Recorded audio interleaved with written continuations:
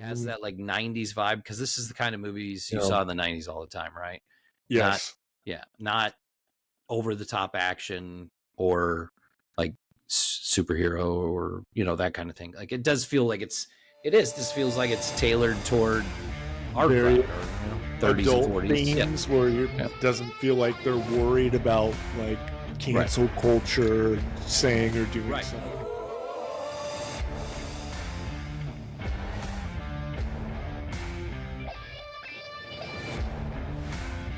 Started. And we're back. Welcome back to the Movie Dads Podcast. We're your hosts. I'm Howie. I'm Kyle. And that is Kyle. Kyle, we're back for episode number 51 of the Movie Dads Podcast. Throwing a curveball. We said we were going to do the new horror movie, The Watchers. Guess what? We're not. We're doing the new Netflix exclusive Hitman, because it seems to be a hot and button movie, sign of the times. And when we get to 6 midnight, I'll tell the real reason why we're not doing The Watchers when we get to that part. But yeah, episode 51. I don't know. Like, we got some new screen dynamics going on here. Like, we're a little bit more letterbox in each other's thing. I don't know if that'll translate. We're all like, how does this? We don't have to go like this anymore. We can spread our wings. Spread our wings. You can see more of our nerd stuff. So it's a little different. But I got that 1989 random Ninja Turtle poster that I bought, that little comic book shop, that you were like, that's the weirdest fucking thing ever. It's so weird. But I love it. It's classic old school Turtles. So anyways. I dig it. But hopefully you are watching us on YouTube. If you're watching us on YouTube, please click the like and subscribe. Please click the bell for notifications so you get information on when new episodes come out, which should be Wednesday mornings at 9 a.m. Central Standard Time. At least 90% of the time. That's how it works. It's a hobby podcast, folks. We do what we do. If you're not watching us on YouTube, exactly. If you're not watching us on YouTube, hopefully you're listening to us on many different podcast services such as Apple, Spotify, Amazon Music, iHeartRadio, and several others. You can also find some of our short clips and videos on social media at Movie Dads Pod, Instagram, Facebook, TikTok. But we're Movie Dads. We've got movie kids. Kyle, the softball season is winding down. We've got the end of season tournament starts on Thursday. Regular season ended on Sunday. Sunday was a fun day at softball fields with Reagan. She went 2 for 3 on the day. With a double that came off the outfield fence. So she got a pretty good crack at the bat. Damn. Scored multiple runs. She's getting pretty good at softball. So we're really excited because this is her last season in this age group. She'll move up to the next age group in the fall. But the coach is also moving up because his daughter's moving up. So that'll be good. So she's going to have the same coach, a lot of the same players. So that'll be pretty exciting. But that's cool. That's pretty cool. Dez has been, obviously it's summer vacation, summer break. So he's been spending his mornings on the couch, playing Nintendo or watching YouTube like he always does. But he started playing Legend of Zelda Breath of the Wild on the Switch. So pretty cool with that. And I've been, kind of helping him out with some of the more difficult puzzles and stuff. We've been working together. So it's kind of been this cool, like, we're playing together thing, which has been pretty fun. Oh my gosh, I got to tell you this story. So this is crazy. So when we went on our cruise, he took his Switch, obviously, for like the flight and the bus ride to the port, and for just if you needed to chill out in the room.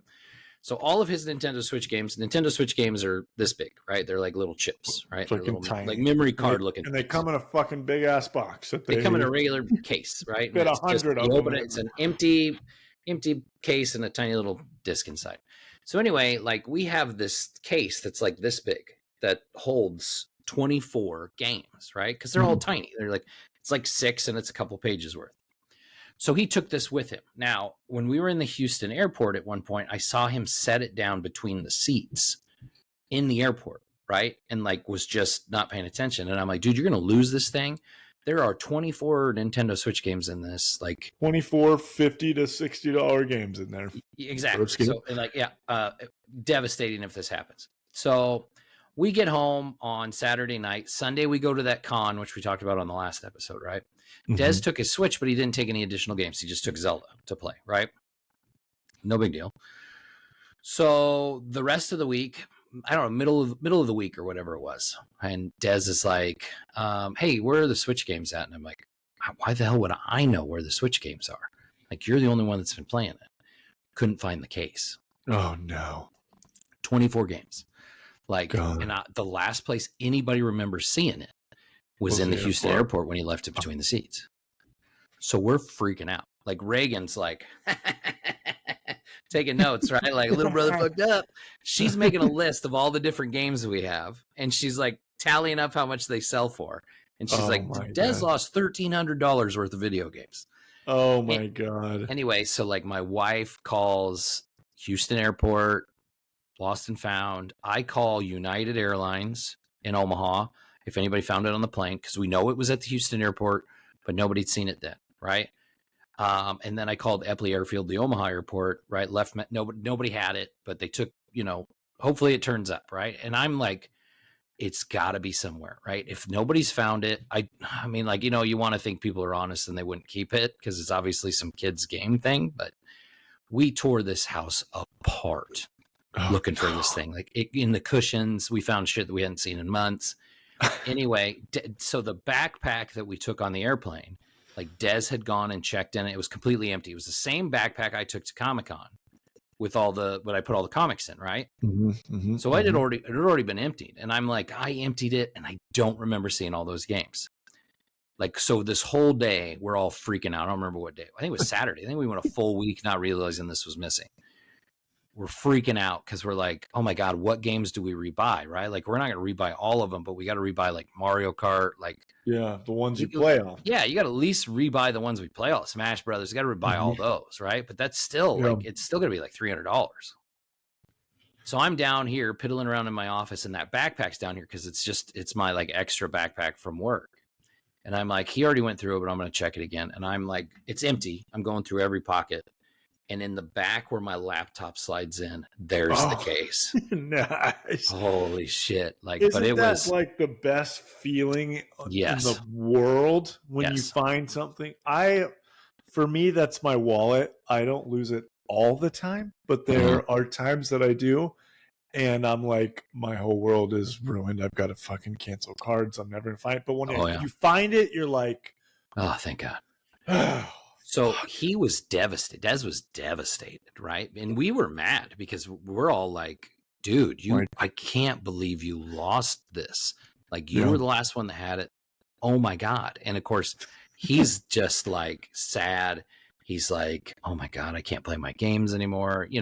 So he goes to his friend up the street's house, and I find it while he's gone. And I go show my wife, and she's like, holy shit, where was it? And I explain it to her, and she's like, okay, when he gets home, we got to tell him right away. I'm like, yeah, send him down to the office. I'll be in the office. Send him down. He comes in. I give him a big hug, and I'm like, dude, you're off the hook. Like, it was in the backpack. And he's like, how did I not see it? And I'm like, how did I not think that I should check it again after you did? Jesus. Anyway, I know, long story, but it was devastating for a day. Yes, I totally get that. That's why, like, it's so weird in today's day and age with video games, because you can buy most games digital. I don't really buy hard copy games anymore, for the Xbox at least. But I kind of wish that I would, because of times like with movies that you buy digitally. Sometimes, like, you buy it, on a certain streaming service, and then all of a sudden that streaming service isn't a thing anymore, and then you've lost your digital copy. And right. It's like, oh fuck, how do I get that? So, but also, I love not having 600 fucking Xbox discs and boxes everywhere. So it's a give and take. But happy for you guys. I would have been very, like, annoyed and angry as well in that situation. Yes. So love that. Love Des. He's off the hook there for you. For my world, just kind of short and sweet, we're in the baseball world as well. As I mentioned, I'm coaching, I'll just be upfront. Like, my kids, baseball is not. Last year, they were not like juiced about going to games or practices. They just weren't about it. They'd have a little bit of fun here and there, and then they're like, okay, it's hot and I'm bored. This year, like, and Grayson sometimes will just like totally shut down of like, I'm tired. I don't want to do this. I'm not going to try. But I don't know where this kid came from on Saturday, but I put him at essentially second base. It was, at this age group, the way we set them up is a little different than normal. We've got a couple extra kids too, so you got to spread kids out. Everyone gets to play in. But I put him in like the second base, first base like spot, and freaking Derek Jeter showed up. Grayson had 4 grounders that he scooped and then threw dudes out at first base, which I know you're like, that is like fundamental normal baseball. That's not a thing. Because I've seen kids play at like around this age group, and any out is a good out. Grayson, like, I don't think I've ever seen him actually scoop a grounder up, even when we're practicing, and then like have the know-how to throw it to the first baseman and get it to him. But he did. It was awesome. I was so happy. He was so happy. Like, after he threw the first dude out, I'm coaching, but I'm in like left field. So I'm kind of way over on the other side of the field. And I'm like hyping everybody up every play of good stuff. And he was like, Dad, did you see that? It was just like, hell yeah, dude. Like, it was awesome. It was great. He had a blast. Awesome. He also had 2 hits. We didn't have to hit off the tee. It was great. He crushed it. Proud father moment. That's great. And the games were flipped this time. So Grayson's was in the morning or in the afternoon, and Parker's was the one that was early. So it worked out because last week it was flip-flopped. By the time Parker got to his game, he had been out the whole day at the game. He's hot and tired and miserable, and he was done with baseball after 1 inning. But this time, it's 7:30 a.m. We're blasting Thunderstruck at the top volume in my car. He's screaming because he loves that song. And we get to baseball, and he's calling dudes, scooping up grounders. It's T-ball. So when I say scooping up grounders, he's like grabbing it with his bare hand and falling on the ground and then getting up and throwing. But he was totally into it. So both of my kids, like, their effort level was way higher and they had fun. That's and awesome. It was a lot of fun. So it was good to see, like, okay, it's in there. They like it. They're about it. They're just kind of figuring it out. So good times there. And not to take up too much more time, but did I talk about 3 Ninjas in here on one of our episodes? I don't think so. Okay. So I can't believe I haven't. This was probably 2 or 3 weeks ago now. One night, it popped up as like a suggested movie under another older movie. And for whatever reason, I was like, oh my God, tonight is the night. So we ordered pizza, and it was just me and the boys, and we watched 3 Ninjas. And I don't know if you know about that Rocky Loves Emily life, but 3 Ninjas was like, that was a movie in our house as a kid. Like Power Rangers, Ninja Turtles, 3 Ninjas. It was a staple. We've been saying "oh yeah" in our house since I was a wee lad. So to sit and watch this old 90s badass movie about these 3 kids. What are you pointing at? Are you trying to say? I'm scratching. Oh, I thought you were being like, I'm too old for that movie. It was. This is my gray hair. Time. No, I'm scratching. But I haven't seen the movie in so long, and it was so fun to watch that again, but also watch it with my kids, who were like, who's Tom Tom? Like, who's Cole? Like, or they're telling each other. When I was a kid, I was Tom Tom. I was the youngest. My oldest brother was Rocky because he was the leader, and then Justin was Colt. And to hear my own sons like going back and forth talking about it, it was fucking awesome. It was a core memory, golden core memory ball locked in the memory bank. It was a blast. And then I saw like a GIF or something like 2 weeks later that was like said something like tonight's a good night to order pizza and watch Three Ninjas with my kids. And I was yeah, you like, sent that to me. It's like, I fucking just did that. It was awesome. So anyways, we've been talking forever about kid life. Sorry about that. It's all good. Let's jump into our because we also have a lot to talk about in our most excited segment. Right. This is our 6 to midnight. These are the things that get us up in the morning this week when it comes to nerd news, new trailers, new movies, comic books, video games, whatever it is, whatever we're excited about. We'll talk about our 6 to midnight. So it's one of my favorite segments. There is a ton of stuff.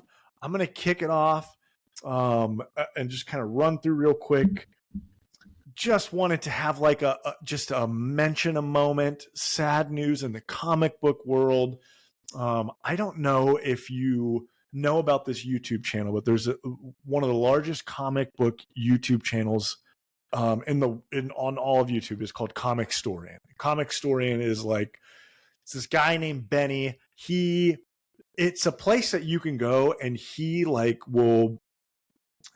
audiobook essentially like any and every comic book storyline that you ever could think of, new, old. He was the channel that when I really started listening to comics, when I was traveling a lot for work, like hours of driving, hours of flying, he was how I would get caught up on storylines that like, oh, I'm never going to be able to buy that book, or I'm not really interested in learning about like X-Men, blah, blah, blah. I'm not going to go buy that book, but I want to know about the story of it.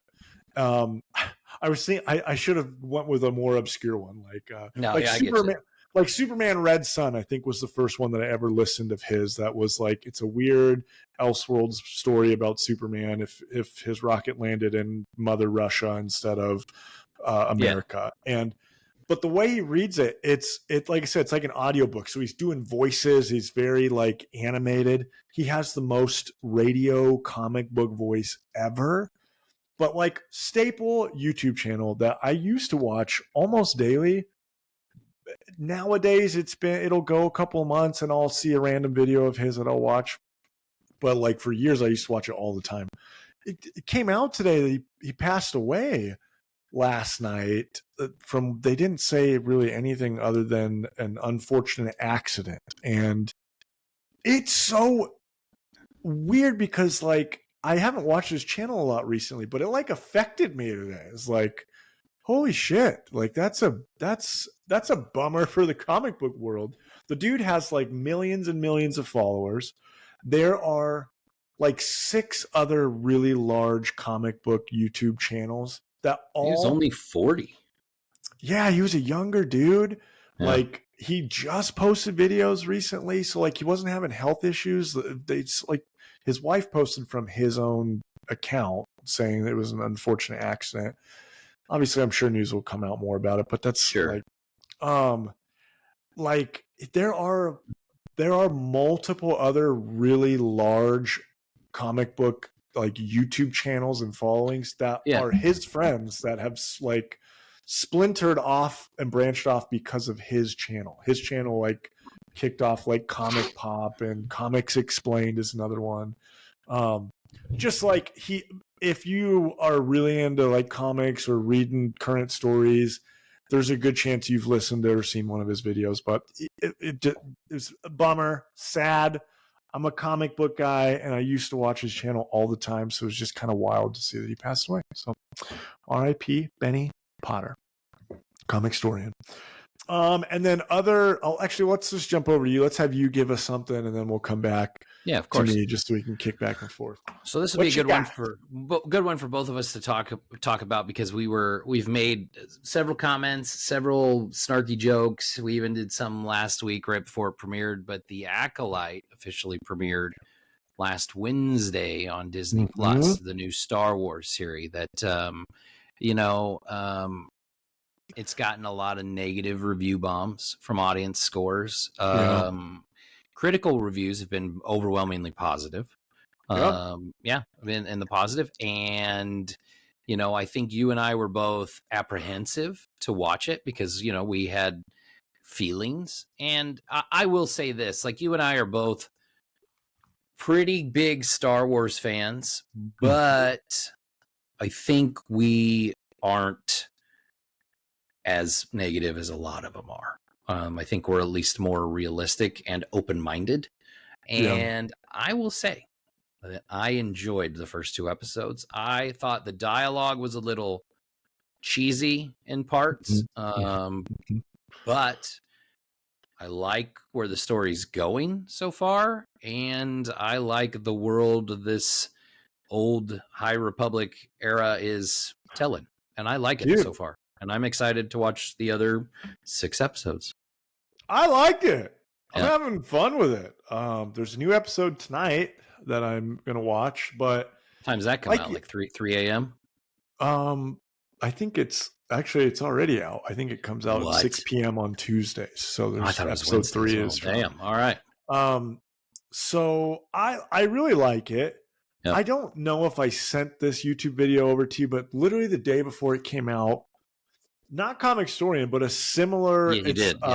It's like a cinema. God, I should give him a shout out, but it's like a cinema YouTube where he really goes in and gives you all the details, all of the unexplained like Easter eggs of nerddom, whether it's movies or TV shows. And he dropped like a 15-minute video that was like everything you need to know about the High Republic, like storylines. I mean, there's major kind of spoilers in it, but it's like he dumbs it down into like digestible, like, so it makes sense to me, which is actually Comicstorian I mentioned. That's why he's so good. Screen Crush. It was a Screen Crush. Screen Crush. If you don't watch Screen Crush, check him out on YouTube. His stuff's awesome. He's got a lot of X-Men 97 stuff where he talks about Easter eggs, and then he'll deep dive all the Easter eggs from this is the exact comic book issue that references, and this is what character that you didn't see that's referenced in 1982 issue of this. So he did a cool video about the High Republic Jedi and just the setting, and it was the perfect like appetizer to watch before starting the show, because it got me in a mindset where I was like, okay, I'm actually interested in these Jedi and what they're going to do and how they operate. And the trailers and stuff haven't done a good job of getting me excited for like who these Jedi are. But now that I've seen the episodes, I'm fucking in. I'm all about it. I can't wait to see where it goes. And I want to see some red lightsaber stuff here soon. So yeah, it looks like we had a little tease of it. It looks like we're going to be getting that soon. So I'd recommend it. I'd say see the Acolyte. I think it was started off pretty dang good. So yeah, I agree. I love that. Right. Yep, I'm with you. Good. What else you got? So the Xbox or Microsoft showcase just dropped. Basically this whole month of June is usually when we get a lot of video game news, trailers, a ton of stuff. There was a lot that dropped at the Xbox conference or the Microsoft showcase that I'm so pumped. There are so many great games I'm so excited for. Awesome trailers. Indiana Jones has a new game coming out called The Great Circle. It is made by Bethesda, which is the same people that made Fallout, Skyrim, Starfield, all games I've talked about. And it's first person. It's like looks exactly like Harrison Ford, Indiana Jones, set back in those original movie timelines. It's very first person, puzzle solving, but action. I saw some third person stuff in the trailer when he's like doing like using his whip to, what's the word I'm looking for? To move around the map, jump up on things, platforming. Gosh, Kyle, it looked fun. I'm so pumped for that. There's an old crappy Xbox Indiana Jones game that came out that I fucking loved. So if this is Bethesda, I'm all in. So, the new Star Wars Outlaws trailer, like a gameplay trailer, dropped, and the original video we got was super long, and it was cool, makes it look interesting.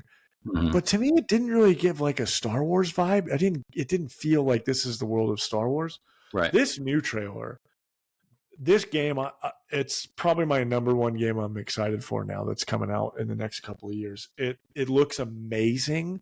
They go to Tatooine and it feels like you're at like the original Star Wars Episode 4, A New Hope. Like it feels like you're there, and I'm super excited for it. If you haven't watched the trailer, or if you didn't think it looked good from the first go around, watch this trailer. It is worth it. I'm excited for it. And then another one that is awesome that you texted me, which I'm shocked that you saw this before me. I'm a huge Fable fan from the original Xbox. Yes. There's 3 games that came out. They're RPGs. They're super goofy, like comedy yet serious action games. They're I say kind of goofy. They're super goofy, but it's basically like in the world of Albion, where your character is always like a hero or a villain, and you basically play the game of who you want to be and how that affects the world. You make a decision and it changes the world. I think I really got into Fable because I liked Knights of the Old Republic so much, and it has the same, like the choices you make, the way you interact with people, the way you talk to them, if you're a good guy or a bad guy. And the cool thing, like in the original Fable and stuff, like if you're a bad guy, you start like growing horns and shit. Like it was badass, you know? Like you're walking around this like black armor with this necro sword, and you got these giant demon horns growing out of your head. But if you're a good guy, like there's like the more you become a hero in certain level, like there's like a golden aura about you. It's very angelic. Like, yes. Which I think same for you. Like Knights of the Old Republic, I loved, and that game was very similar time frame, and it was perfect to get into that hero side. But it also kind of captured that Zelda Ocarina of Time, because you start out as a kid in that game, and you do a lot of the beginning of the game as a kid, and then you slowly grow into an older character. And literally the more hours or time that you play the game, the older your player ages. And so at some point, like you go from like growing into this big strapping man to like, then you start seeing that you're a little bit older. You got some gray in your hair. And I just thought that was so cool. Those first 2 Fable games were awesome masterpieces. Like they were so fun to play. And it was very much, you know, swords and sorcery vibe, and like it kind of Zelda vibe with the gameplay as well. Very hack and slash action adventure RPG, you know, but you leveled and different attributes or spells or whatever. But it's so they're doing a new one just called Fable. It's coming out next year, but it looks pretty dope. Yeah, trailer makes it look awesome. Graphics are insane. I mean, a couple other quick things. We won't dive into it like those, but there's new Gears of War. There's a new Doom, the Dark Ages, which looked cool. Like Doom. Yeah. I haven't played a whole lot of Doom in recent years, and I know Doom Eternal. There was the Doom game that came out, I think 2017, 2018. Those were like restarted the franchise, and then it was super acclaimed games. And they're making a Dark Ages, which I think is cool because, like, I mean, how many times can you do Doom again? Right. And then, but totally different vibe. Dark Ages kind of, he's still got freaking chainsaws and stuff, but it gives you like you're at castles and stuff. It's pretty sweet. It looks cool. Awesome. And the graphics, I don't know if I'll play it, but it looks pretty cool. Yeah, that's kind of how all the more recent Doom games have. They look amazing. They're they're like fast action. They're supposed to be like drop in, drop out games. Like you can just jump in, have fun, and get out of there. Yeah. But I don't ever sit down and play those games. The cool thing is like those, like Doom and Doom Eternal, those 2 games, like every other month on like the Nintendo Switch marketplace, that they'll sell them. They're like $5. So yeah, I think they go on sale again here like next week, where they're like 80% off. So, just it's worth it. Yeah, for sure. I agree with that. Assassin's Creed Shadows, which is set in feudal Japan, samurai, Really, really cool. It follows a real life samurai who's like the first and only like black samurai, which caused an uproar with the worst kind of fans who didn't realize that that actually is a real character, a real person in real life. But the graphics look awesome. We got to see some combat and gameplay. The original release trailer didn't really give you a good vibe of what the game would look or feel like. And this kind of captures that Ghosts of Tsushima vibe of like, and the music was very like feudal Japan samurai vibe. So looks fucking cool. I'm excited for that. And then last one, Metal Gear Solid 3 Snake Eater, the remake. One of the greatest freaking games ever made. They dropped basically like they're just remastering it with making it like a modern game with graphics. And I immediately went and purchased the other two like remasters that they had dropped because I'm like, I got to get back into Metal Gear. Metal Gear Solid. I'm here for it. So, okay, I've talked about a million things. What else did you got? Not a whole lot. Yeah, not a whole lot else because, like I said, we've already covered so much. But I did want to just make a quick mention. So we were going to do The Watchers this week, which is the new horror movie that came out. It's M. Night Shyamalan's daughter that did it. We saw the trailer. We were like, yeah, we'll do a review on The Watchers. Super cool. A lot of times, Kyle and I try to go to these movies together, but if it doesn't work out with our schedule, it doesn't work out with our schedule. Typically in those cases, I see the movie first. Some very rarely. I think you saw Dune first and that was it. But it basically, here's what happened. I went and saw the movie. I get home. Kyle's like, how was the movie? And I was like, well, it was dog shit. So if you don't want to do a review on it, we don't have to.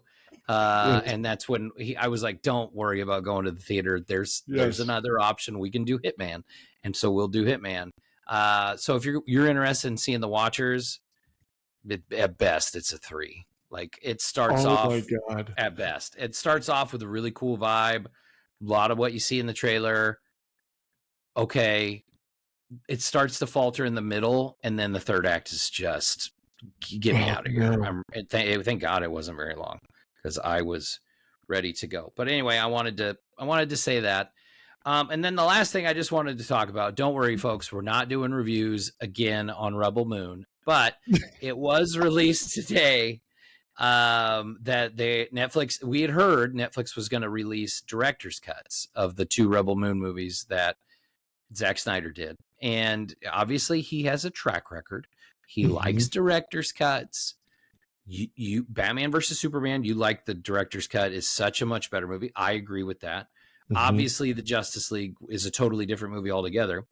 But he's releasing them in August 2nd.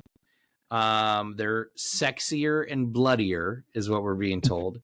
But so originally released as Rebel Moon Part 1, A Child of Fire, will now be called Chapter 1, Chalice of Blood.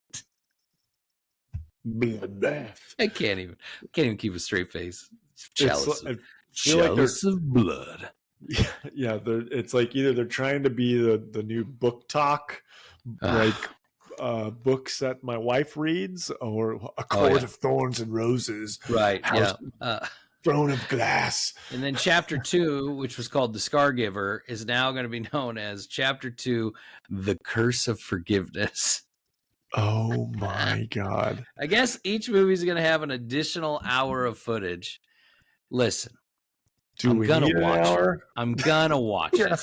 Okay? Because he's got this track record of these movies are completely different. Yes. But goddamn. I'm like texting you, I'm like pitching to Netflix, like, all right, here's the movie that I want to come out with. They're like, okay, green lit. They're like, movie sucks. Picture this. Yeah. We re-release it. We put way more stuff in it, and we make it a totally different movie. We put sex and violence in it, and we'll cover it all in blood, and you get boobs, and you're going to get a new movie. you get 2 movie releases for the same movie.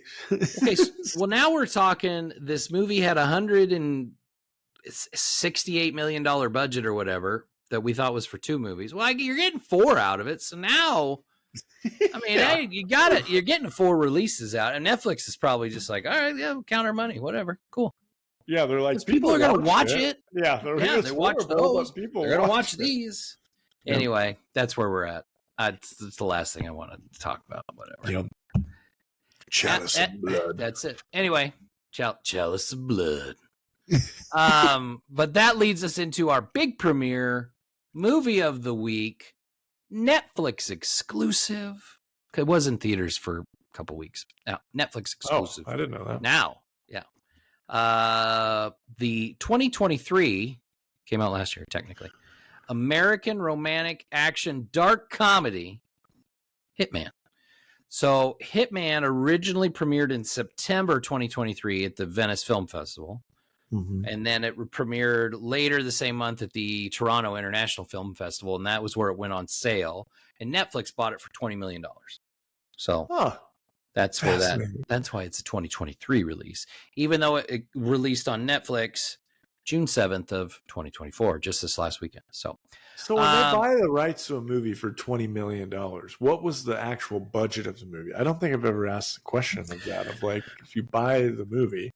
Well, I mean, I think it depends on the movie. So usually they're personally financed or they're independently financed. $8.8 million. That's all? Wow. Yeah.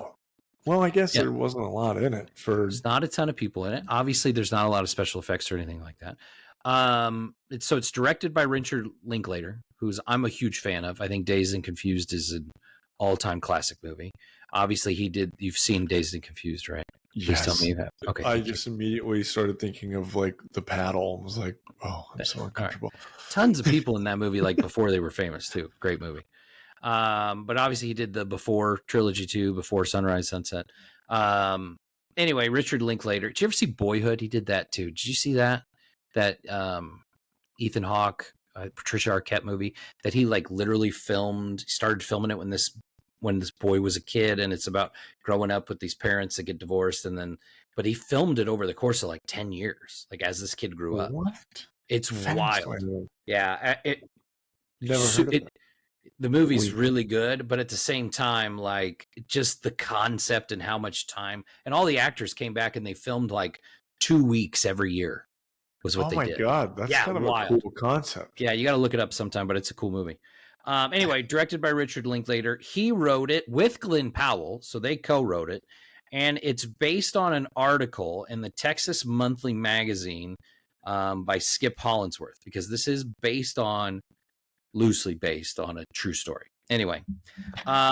Loosely. Very the cast loosely. is Glenn Powell plays Gary Johnson. Adria Arjona plays Madison Masters. Austin Emilio plays Jasper. Retta as Claudette. Retta's from Parks and Recreation. I knew her right away. Yeah. Sanjay Rao as Phil, who's kind of her partner that works with Gary and Jasper. And then Molly Bernard plays Alicia, Gary's ex-wife, and Evan Holtzman plays Ray, Maddie's husband? Not ex-husband, husband. Yeah.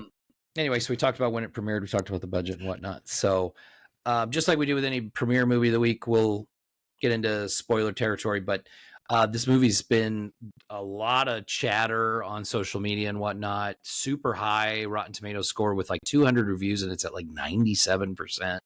Rave reviews. Like I said, a lot of people talking about it. It kind of fits this, like, it's got this dark comedy kind of romance. Richard Linklater said he really kind of wanted to make a movie for adults because there haven't been a lot of those lately. And I kind of understand what he says, because this feels very much like an old school movie. It has that like 90s vibe, because this is the kind of movies you saw in the 90s all the time, right? Yes. Not over the top action or like superhero or, that kind of thing. Like it does feel like this feels like it's tailored toward our crowd, or 30s and 40s themes where it doesn't feel like they're worried about like cancel culture saying or doing Right. something that's like, oh, you can't do that. It felt very 90s. So Yeah. So obviously it's on Netflix, and like we've done with other Netflix movies, like, yeah, we're still going to do spoiler warnings if you don't want to hear about the movie. But at the same time, like, we're going to recommend whether or not we think you should see it on Netflix, but it's streaming service. If you have Netflix, for sure, probably watch it. It's worth the watch. Yeah, it's worth the You'll watch. It's worth one watch. It's a decent movie. You definitely should check it out. So, concept is cool. Yeah, basic premise is a true story. Again, this guy's like a psychology professor at New Orleans University.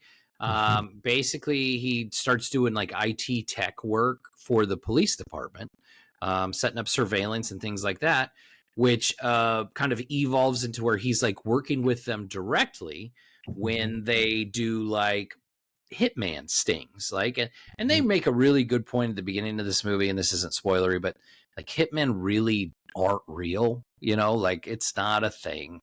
You can't like just go to the grocery store and order a hitman. yeah, it's like whenever you see people that are like tried to hire a hitman to kill their spouse, it's probably an undercover cop, or it's just somebody that's going to take your money and run. Like that's what they're going to take your money and run.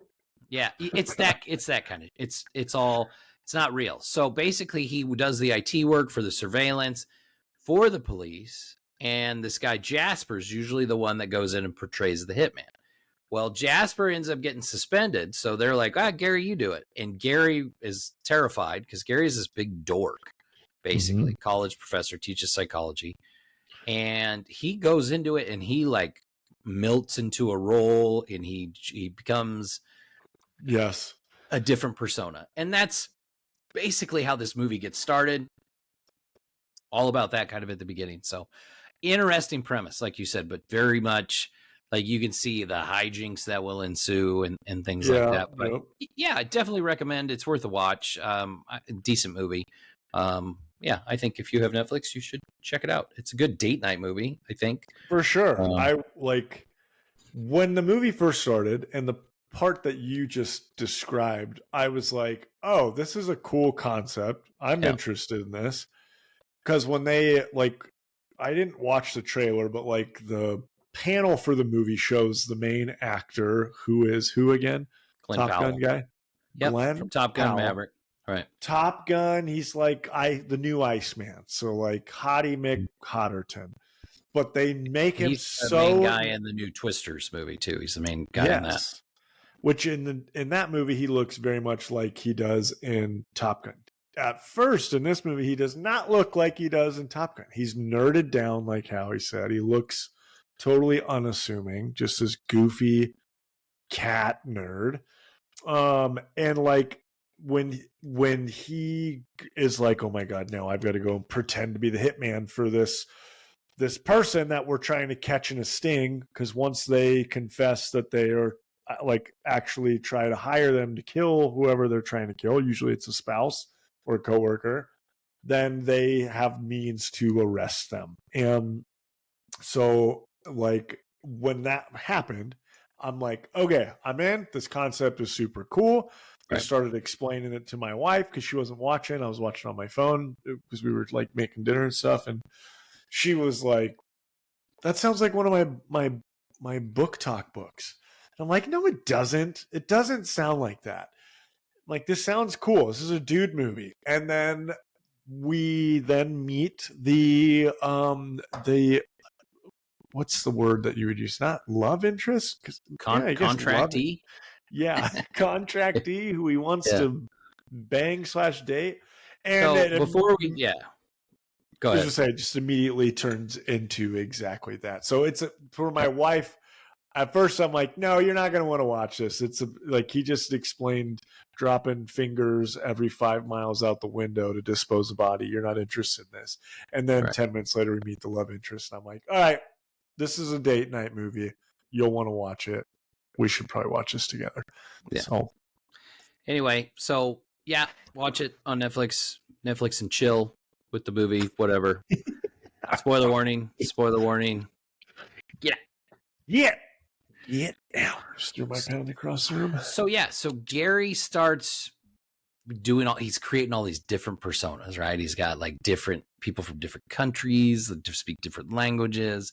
He basically says, like, he does voiceover dialogue in the movie, and he explains, like, you got to have the right hitman for the right person. You got to get them to talk to you and like feel like you're on their side and admit it. And he does, like you said, he gets very detailed about how he's going to kill somebody, cuts off the head. He's going to feed the body to the gators. He's got to put a stick of dynamite in the head, blow it up so there's no teeth, and cut off the fingertips so they can't identify. You know, it's all this very elaborate story that's also very detailed and horrific. But yeah. And you almost have like a montage scene where he's going through and he's getting all these people, and they're, you know, yeah, I want you to kill her, I want you to off them, you know. And he's even got one where he's dressed as like, he's got like a neck tattoo and he's kind of a redneck, and he's like pulling clay pigeons, and this like burly dude with a beard and overalls is shooting them, and then they, you know, it's just, he's like trying to cater to these people. But it's that part I thought was pretty entertaining. And then he meets Matt. Right. All those different characters were like hilarious because they were way different than like who he is as a person. So one of them, he looks kind of like a character from the Matrix. He's like all like black leather coated out and sunglasses and stuff. Yeah, it's pretty entertaining. But then he meets Madison, right? And so he comes up. She's this seems like a Latin American woman, very attractive. She wants her husband killed because he's mean and abusive, and she's, you know, she puts her on restrictive diets, doesn't let her go anywhere, yada yada yada.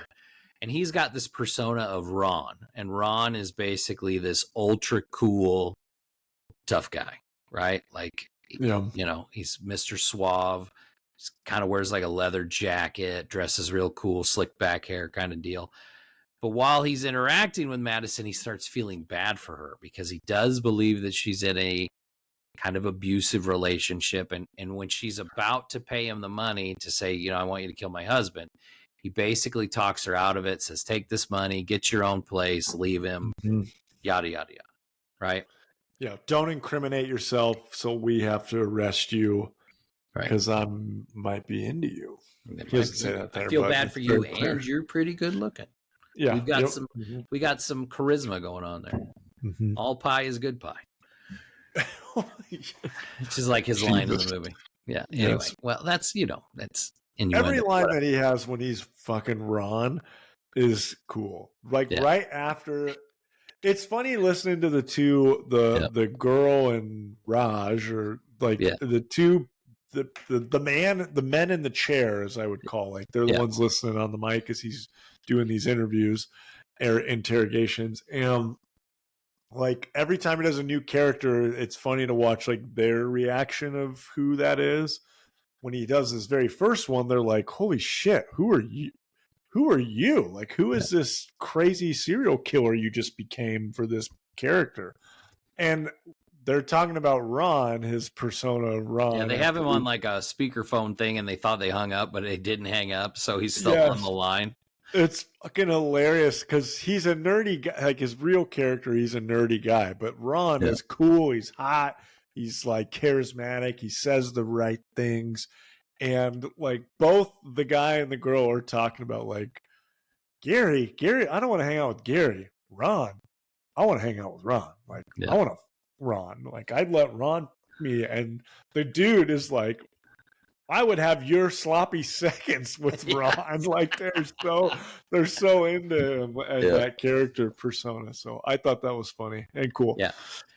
So Gary, as Ron, basically Madison invites him to like this puppy adoption event in the park, and he goes, and you know, they're all chatting it up, and then they go out to dinner. They make this deal like, we're not going to talk about personal life. She's got her own place now. Basically sparks this relationship between the two. It's pretty hot and heavy. There's some very intimate scenes in the movie. Like I said, again, it's a very adult movie, right? But it's also, it's very entertaining. They do a good job. There's a lot of comedy. There's this, you know, like, is he going to get caught? You know, is he going to get in trouble? All this stuff. Well, they end up, this relationship carries on. Ron's still doing his job, whatnot. Nothing to think about with Madison until one night he's out with her and they're at a club and her husband's there. And he starts some stuff and Ron pulls a gun on him, right? Because that's what Ron would do, right? And scares him away. And that's when it's like, okay, let's not go to places that your husband goes to. Oh, by the way, aren't you divorced? And she's, oh, I hadn't gotten around to that yet, but I am separated kind of deal. And then he's kind of uncomfortable. So they end up going to an ice cream place, right? And they run into Jasper, the cop. And Jasper, you can tell Jasper's a crooked cop. He got suspended for beating up like teenagers and stuff. You could tell Jasper doesn't do everything on the up and up.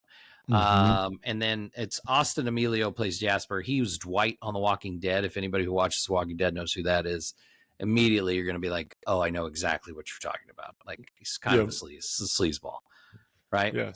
And he hates Gary because Gary took his job. Right. So exactly. So anyway, things are starting to get kind of weird right now, and he's worried that Madison's asking him all these questions. She wants him to teach her how to shoot because she's worried about Ray and whatnot, right? So everything kind of comes to a head when they have to go meet a new contractor. They don't know anything about him. They don't know his real name, blah, blah, blah. They got to meet him in this restaurant. Gary walks in, and it's Ray. It's Madison's husband. And he wants him to kill her and her new boyfriend because of the altercation they had at the club, right?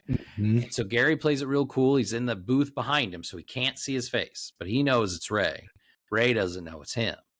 And then he basically like spooks him because he turns around and he says, maybe I'll do the boyfriend for free, And then Ray gets up all spooked and runs out, and it's like, I'll just do it myself. So next, what happens next, Kyle? No, you keep crushing it. I feel like I'm back in the movie with you leading the way. All right. So then, obviously, the most obvious thing possible happens. Ray ends up dead, right?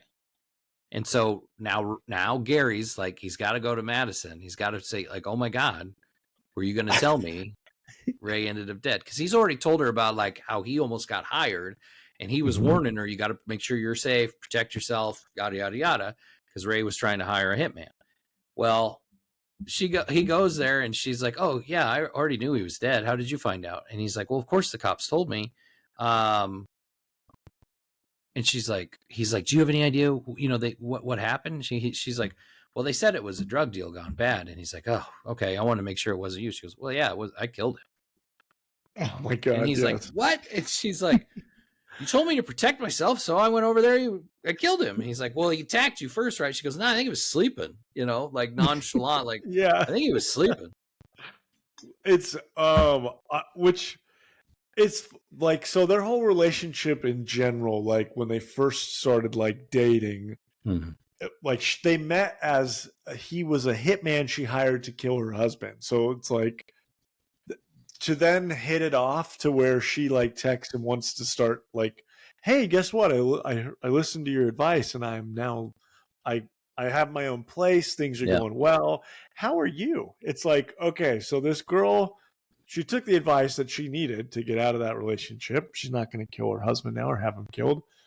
But now she wants to date the guy who is hitman. In her head a hitman, a killer. Obviously, it doesn't bother her. Yeah, clearly, because then she ends up becoming this the hitman herself. So, it's just a super original concept movie, just overall, and it's fun for being a Netflix like accessible movie. Like it's a movie that you should put on and watch because it's fun. The actor is like, he's new and upcoming, and he's like the new hotness. So it's fun to watch. It's going to be the summer of Glenn Powell with this and Twisters. I think that'll be the summer for him. But Yes. I will say, you know, it in the ending kind of wraps up. Jasper tries to catch him in the lie. They come up with this awesome bogus story, kind of let her off the hook. He's basically like texting, showing her what to say because he's mic'd up, you know, and all that. And nobody knows, obviously, that he's aware of what's going on except Jasper. Yeah. Jasper's trying to trick him into it. Yada, yada, yada. Everything blows over, and then Jasper ends up basically blackmailing them. Like, if you know you're gonna get this insurance money, you pay me a big chunk of money, I ain't gonna say anything. Mm-hmm. And she ends up poisoning Jasper and killing him. Right? So then they kill him at the end, and then it fast forwards to like they're married and they have children, right? Like they end up getting married, they have kids, and it's kind of funny. It's a dark comedy, and the kids are like, "How did you and mommy and daddy, how'd you meet?" You know, and they kind of look at each other, and then you know, a little information placard pops up at the end and says this story's mostly true, except for the end. They didn't actually kill Jasper. We added that part in, which I thought was hilarious, right? Like they just threw that in as a zinger. But listen, overall, a pretty well done movie. I enjoyed it. It's like at this 97. I think it's a 97% on Rotten Tomatoes. Obviously, it's a lot of 4-star reviews and something like that. I don't think I liked it that much. I think it's solid, good movie. I don't know if I'd watch it multiple times. It's not like one of those movies where I watched it and I was like, oh my God, I love it. I got to watch it again. I go with 7. I think I was going to say 7. Yeah, it's good. I don't think it's excellent, but I think it's good. It's a solid movie. It's worth a watch. Yeah, it's a 7 for me. And from the terms of like, if it's a night of the week that you're like, we should put on a movie with your significant other or friend or whatever, that's a great movie to throw on to give you something funny to watch, but you're probably not going to go back and watch it multiple times, if that makes sense. So Netflix and chill. That's what I'm saying. Yeah, I liked it. I thought it was funny. I thought, just the whole concept of like the nerd pretending to be a hitman and then falling in love with one of the clients who then ends up actually becoming like a killer. It's like, this is solid movie. I'm here for it. So the 2023 American romantic action dark comedy Hitman, worth a check out. See it. Go watch it. That takes us into my favorite segment. There can be only 5. Only 5. So we're going to stick with kind of what we did the last couple weeks. We're going to do this Rotten Tomatoes. Still haven't come up with a name yet, for sure. But we haven't got any comments either on recommended names. So that's we'll okay. Go with that. But we're getting there. But I thought if you wanted to start off with this one, because it's my turn to try and stump you with the Rotten Tomato scores. But we're doing the top 5 dark comedies, right? Maybe a little bleak, maybe a little twisted. Yeah. But, I was all over the place with picking movies for this because I feel like there's so many movies that I'm like, is that a dark comedy or is that just a regular comedy? But I liked this list. I'm excited to talk about the movies. Yeah, there's some. I looked at multiple different lists of like recommended dark comedies, and there were some movies on some lists that weren't on others at all. So I think dark comedy really is up to interpretation. 100%. I agree with that. Do you want me to go first or are you going to go first? You go first. Okay, sorry. That's probably what you had said. I just didn't catch it or understand what you were asking. Okay, number 5 for me, top 5 dark comedies. My list is like all over the place in terms of type of movie or feel for a movie. But these were movies that when I was going through my list and thinking of things, they stood out to me. Number 1, this is my like only real mainstream movie that I picked for this list. I picked Beetlejuice. Beetlejuice is a dark comedy. It's great. Kind of like horror but funny. Like people die in the movie. Like Beetlejuice is one of the all-time classic movies of all time. So I agree, and it's quirky and it's weird, and it's not something creepy. It is, and it's not something you would ever think would be mainstream, right? And like you said, the perfect thing, like this is really my only like mainstream kind of movie on this list. Dark comedies are a niche kind of thing, right? Like it's not for, a lot of times these aren't for everybody. It's for people with darker senses of humor, in a lot of cases. People like straight up comedies, and this is kind of like, oh, it's funny, but it's also got some death or dark shit going on in it. So yeah, like if you didn't watch the movie Beetlejuice, but you saw just like screen grabs of characters and moments, you'd be like, that's a fucking creepy ass nightmare fuel acid trip. So right. And then I have number 4, which mainstream, maybe not like AAA movie, but definitely in terms of like awards, people will talk about it. But I have the Banshees of Inisherin. I don't know if I said that right, but Inisherin. Inisherin, the Banshees of Inisherin is. We've talked about that on an episode or something. Yeah, when we were doing like our, I think we were talking about awards movies last year. We talked about it a little bit because yeah, it's like it's fucked up and it's like sad. And it's best friends who like have been best friends forever. That one of the friends just decides he doesn't want to be his friend anymore. Right. And like the lengths they go to one, try to become friends again while also like trying to not be friends. Like dude literally tells him like, if you talk to me again, I'm going to cut my finger off every time you do. And then throughout the movie, like he's fucking throwing his cut off fingers at Colin Farrell's character. So, and then that's the very end. Spoilers, like spoiler warning. It's an older movie now.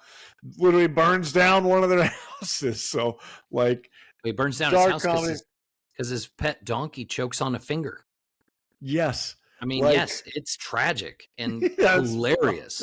Yeah, it's so fucked up, but it's a great movie. Yeah, and it's an award-worthy and winning movie too. So yeah. And then I've got number 3, which I don't know if you've seen it yet, but you had asked me about this movie a couple of weeks or maybe a month or two ago that you were like, have you ever heard of this movie before? I had no idea this existed.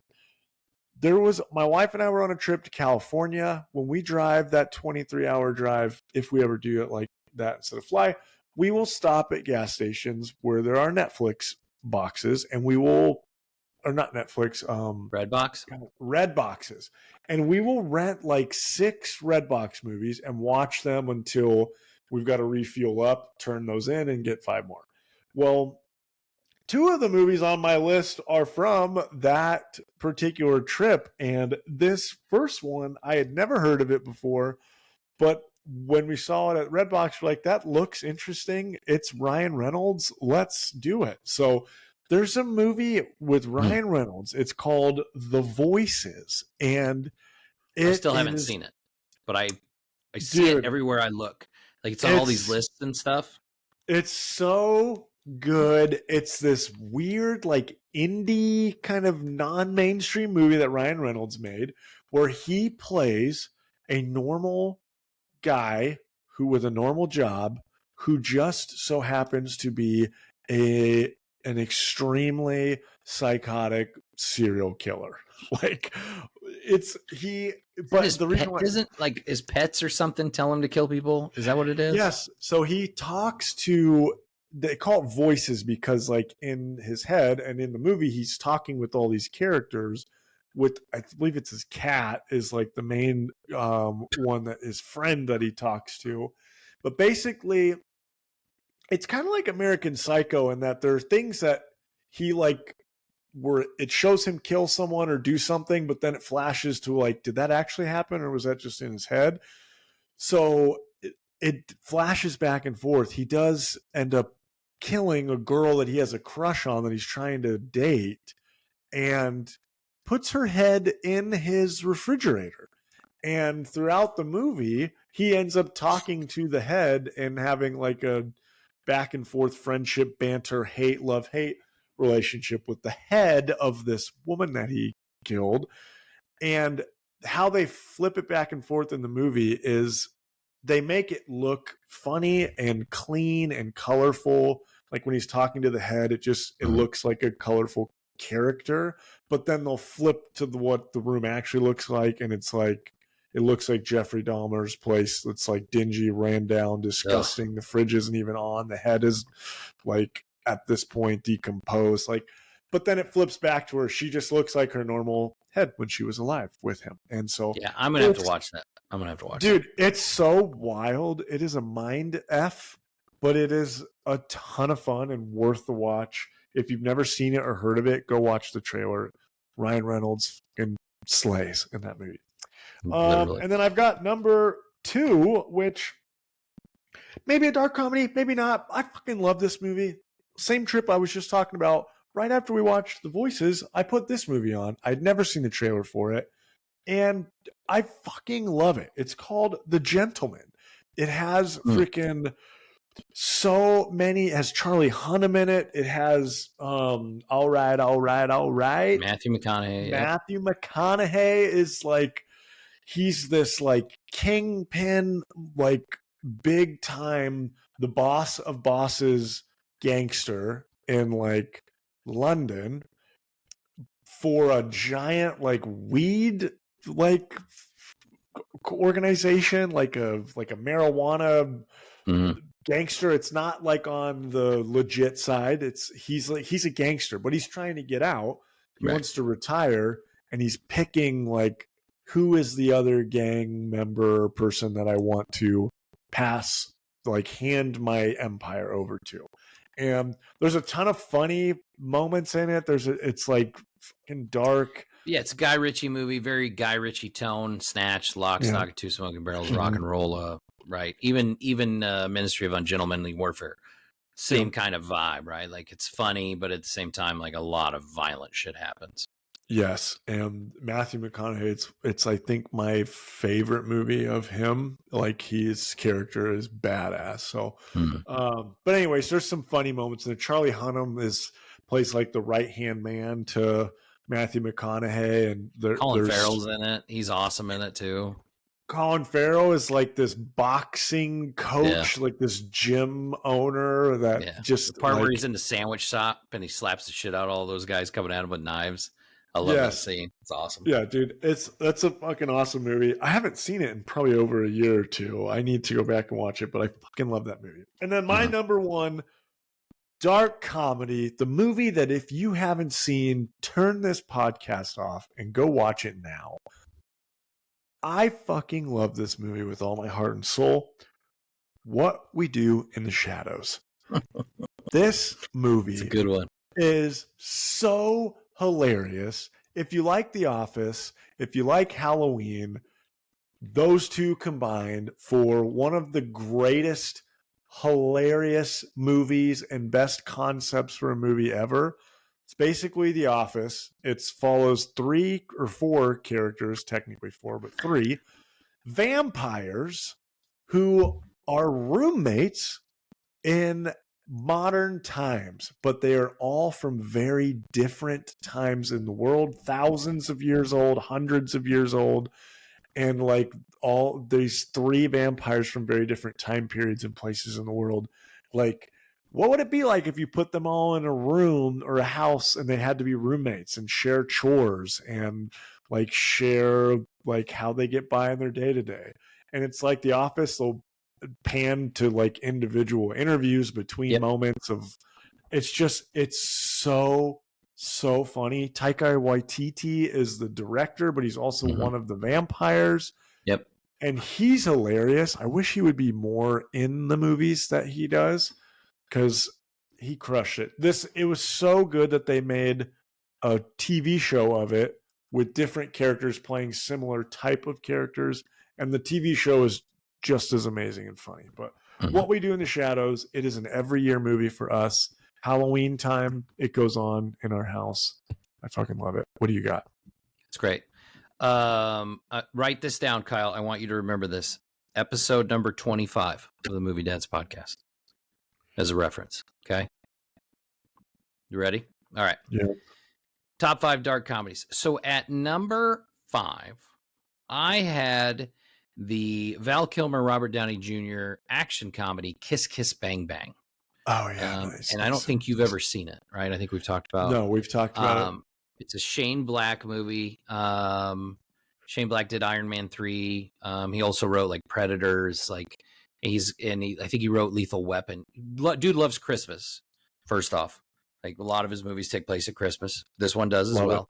Val Kilmer as the straight and Robert Downey Jr. as a team up, like buddy comedy cop movie, is amazing. Like I just saying that, like you've got to understand like how awesome this is. And this came out right around the time Iron Man did. So it was during the Robert Downey Jr. Renaissance. Totally awesome movie. Definitely worth a watch. Great. I think I went and watched the trailer like right after we talked about it. Talked about it. I was went and watched Kiss Bang Bang. Yeah, awesome movie. Highly recommend. What did you reference that episode for? Episode 25. I'll tell you in a minute. We'll get to it. Number 4, I had Beetlejuice. At number 4, Dark Comedies. Same, everything you said about it, I agreed 100%. All-time classic, quirky, dark, ghost, spooky, hilarious. Love it. Michael Keaton's the man. I'm excited for the second one. Hopefully this generation will appreciate that quirkiness as much as we did back in the day. They fucking better, damn it. At number 3, I had a tie. And because this is a movie that is, they have the same writer and director and the same 2 stars in the movie. Oh, okay. So Martin McDonagh, who's like the king of dark comedies, In Bruges, and The Banshees of Inisherin. Oh man, Colin Farrell and Brendan Gleeson play the main characters in both movies. Have you seen him? Have you seen In Bruges? I haven't seen In Bruges. Oh my God, man. I am writing that down. We're adding that. In Bruges is a if it's anything like The Banshees, it might be. It's funnier. Okay. Colin Farrell is amazing in Bruges. They're hitmen that have to go to Bruges to do a job like over the Christmas holiday. And like Brendan Gleeson's the straight and Colin Farrell's like the hothead psychopath. And there's a famous watch that now. It's amazing. We will definitely have to watch that. It's a great movie, like all time. And then Banshees of Inisherin, similar tone. The guy the same guy did 3 Billboards Outside of Ebbing, Missouri. Oh, nice. Which is very much in the same hilarious and tragic, right? Just like this movie is. But anyway, I had those both at number 3 because I wanted to pick one of them, and I'm like, no, fuck it, I can do what I want. I'm gonna pick both. Yeah, it's your fucking pod. When did that movie come out? When did In Bruges come out? Oh man, I want to say like late 2000s. Oh, so it's old. It's older. Yeah, I'm here to look it up real quick. But if you've never in it, and yeah, I didn't know about it. It's the same actors. 2008. Yeah, it's the same 2 guys as Banshees. Yeah, so they got back together to do Banshees after they're like. We're the In Bruges crew. It's fantastic. Fuck, I'm a baby. I'm a wee babe out of the freaking out of the I don't think anybody saw it. It was one of those movies that like people told you about, like, hey, have you ever seen this movie? And you're like, no, and they're like, you need to watch this. This is amazing. I have that feeling right now. All right. Number 2, I had Fargo at number 2. Nice. I saw Fargo, like, oh man, what a classic. Coen Brothers. Coen Brothers kind of had that dark comedy thing down to a science at one point. Like you could argue Lebowski's kind of a dark comedy, right? Like that's kind of their vibe for a while. They kind of had their quirky Coen Brothers kind of deal, but Fargo's probably their best one. Cause it's obviously like a kidnapping murder thing. People die. And yet it's got this quirky, like Minnesotan, North Dakota comedy, like, there's people were talking like this for a while after that movie came out, but yeah, Fargo's a pretty awesome movie, and I'm sure everybody's seen Fargo. So I haven't seen Fargo in very long time. Totally understand.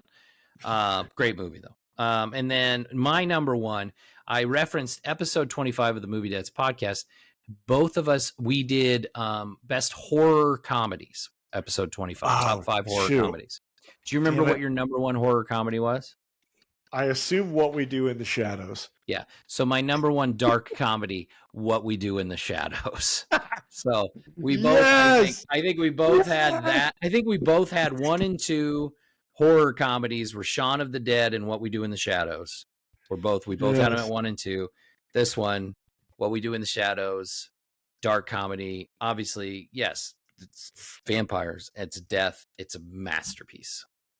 Masterpiece. You It need is to see so good. What We Do in the Shadows. Anyway, I that's honestly, most of the people that I like when I bring that movie up, generally my friends had not seen it. Like, that's a movie that usually when I tell someone about, they're like, "Oh, I've never seen it." So I think when you said you loved it, it's like, "Oh yeah. shit, I didn't realize that people knew it." Because I found it like we were cruising on like Amazon Prime or something, or maybe Hulu. It was like Yep.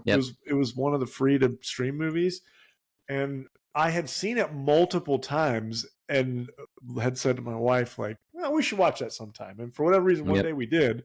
We were like, this fucking movie is a diamond in the rough. Yeah, I was sitting at home by myself one night, and I think it had been out like a year or two, and yeah, same thing. It was streaming somewhere, and I was like, I needed something to watch, and I'm like, it looked quirky, looked like it might be funny. I'd seen the trailers before, and I turned it on, and it was one of those movies like you got done, and you're like, oh my god, I just want to watch it again. Yes, so good. Please give me more of that movie. And so when they did the TV show, it was like, oh, this is what I needed. Show's like way more popular than the movie ever was. I think a lot of people probably watch the show, don't realize that it's based on a movie. Yes, that is very true. That is very true. All right, so that was our top 5 dark comedies. We like similar darkness. Mm-hmm. Okay, so we're gonna do like we did last week. Rotten Tomatoes. I'm gonna give you 2 movies. Okay. Higher or lower, because I like the way you did it. Like I liked your concept better than mine. Okay. So I went with 5 of these. I went with movies that came out the same year. Oh, nice. Okay. Different genres. And then the last one is a little bit of a curveball, similar but different. You'll see why. All right. Okay. Throw them at me. All right. First one. The year is 2001. Okay. All right. 2 different movies. Fellowship of the Ring and Spy Kids. There is no way in the history of mankind that Spy Kids could ever be rated above Lord of the Rings, one of the greatest movie trilogies of all time. Obviously, Spy Kids is lower. Spy Kids is a 93. Fellowship of the Ring is a 91. Get out of here, everyone who made that happen. Quit your job, because that is a travesty. What? Yep. Spy Kids? So 99% of the world, you go walk around and you ask which movie they're going to want to watch. They're going to be like, what the fuck is Spy Kids? Is that the one where you have to wear glasses when you watch it? Spy Kids is a classic. That was pretty good. Is that 3D? Oh, my God. Spy Kids 3 is 3 in 3D. Sylvester Stallone's a bad guy. Anyway, yeah, that's the first one. So unbelievable. A little different there, yeah. All right, so the year is still 2001. Okay, we're living in it. Ocean's 11, Harry Potter, and the Sorcerer's Stone. I feel like Ocean's 11 is probably going to be the higher rated because like people like it, like that star power type movie. Okay. But Harry Potter is obviously beloved by every human ever, and there's more kids that are going. So I'm going to say Harry Potter's higher. And okay, so what are your score guesses? I'm going to give Harry Potter, what? That's got to be like a 90, 92, 91. Let's go 91. And then Ocean's 11, I'm going to say is a 90. Ocean's 11 is an 83. Oh, wow. Sorcerer's Stone is an 81. 81? Well, I guess when you think of the Harry Potter movies, when you look back, is that the one that you're least fond of? Or No, I feel like that's the one that we all like the most because it's like the most magical and it fun. is. It's the most kid. It's the kid friendly one, right? Like, Yes. yeah, it's Shocking. the Ocean's most 11. whimsical. Nobody watches Ocean's 11 one time a year during Christmas and Halloween season. They do Harry Potter You in do this house. Harry Potter, right? Okay, bring it All on. right. The year is 1996. All right. Oh, what a solid year. Jerry Maguire. You've seen Jerry Maguire, right? Yeah. Show me the just making money. sure, I making fucking like Star love it, Trek but I like it. First Contact. If you tell me that Jerry Maguire is Jerry Maguire higher, was nominated for Best Picture at the Oscars. That's all I'm saying. That's all I'm saying. You're talking to a Trekkie here. If Jerry Maguire is ranked higher than Star Trek First Contact, which we've talked about that movie on here before, I love it. Whoever does movie reviews outside of this podcast needs to quit life because First Contact is above. I'm going to give Star Trek First Contact, based on the last ones we talked about. I think maybe the critics don't go as high. So I'm going to give First Contact an 85, and I'm going to give Jerry Maguire an 89. I'm going to say that's ranked. And the tomato meter says that Jerry Maguire is better, but I think First Contact is a better movie. Jerry Maguire is an 84. Okay. First Contact is a 92. Let's go. Well deserved, as it should. I was lowballing it because I felt like the last one was like, 90s. These movies aren't going to be in the 90s, but would you say that that's true? Yes, I'm not a huge fan of Jerry Maguire. Yeah, I would agree. It's a cool movie, but like Star Trek First Contact, like it's the nostalgia that warms my body from that movie is strong in the Force, to quote a different nerd world. What else you got? All right, I like it. We got another. The year is still 1996. God, what a year for movies. Right? Are you ready? I'm ready. The Leonardo DiCaprio starring Romeo and Juliet and The Rock. Oh, how dare you. I love both of those movies, actually. I know you do. Not a lot of people know about that Romeo and Juliet movie, but John Leguizamo as Tybalt, Be Still My Heart, A Curse Upon Both Your Houses. Oh, A Curse Upon Both Your Houses, Howie. I will say, because the world is more fond of Shakespeare, that Romeo and Juliet is a higher rated movie on Rotten Tomatoes. But The Rock should be a much better movie. The Rock should be in the 90s. I'm going to say they probably it's Jerry Bruckheimer, so I'm going to say they really lowballed him here. They're going to give him an 86. And I'm going to say Romeo and Juliet, they probably get like a 90 flat. All right, you're going to be big mad. Romeo and Juliet is higher at 73. Oh my God. And it's higher? Oh my God. The Rock is a 68. What? Keep in mind. That is keep in mind. That means that's 7 out of 10 reviews are positive for The Rock, right? 7 out of 10. That's still in there. That 3 out of 10 didn't think The Rock was a good movie, and that is what is wrong with the world. Mm-hmm. The Rock is one of the best movies ever, not because of movie quality, but just because it's goddamn fun. And that not being anything above an 85 is a robbery. And I can't stand movie critics. You have just solidified why I don't go to Rotten Tomatoes for my pre-movie reviews. Right. Before I see a movie. All right, I got Can't two trust left. them. Two left. Okay, keep it coming. So the year is 2018. Ooh, more recent. Okay.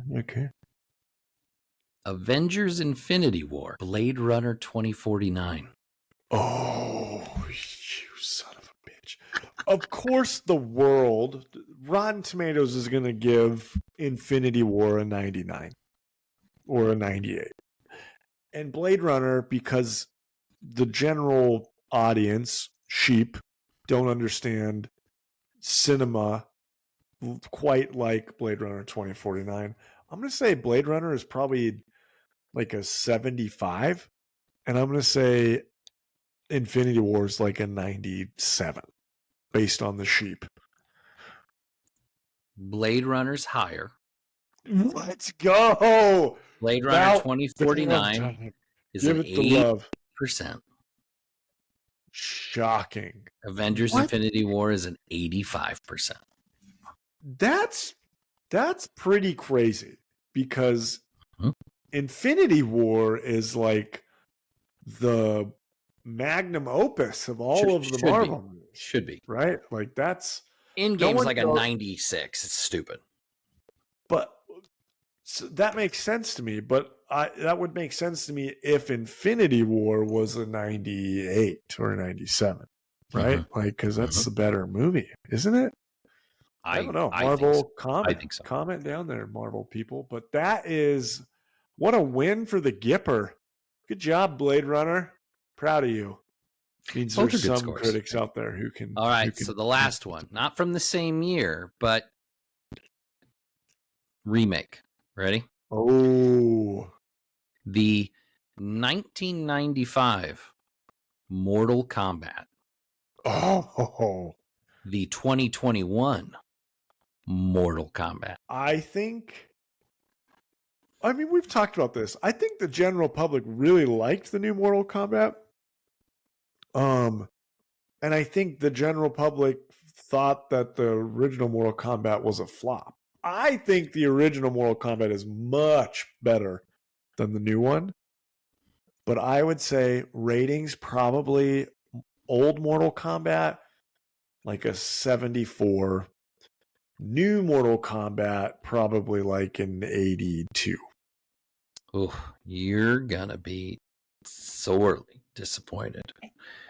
1995 Mortal Kombat. 47. Oh my God, what a gut punch. Boo. 2021 Mortal Kombat. 55. Oh, wow. That's way lower than I thought. Gotta think about, we're talking about critics. We're not talking about audience scores, right? That's a good point. All right.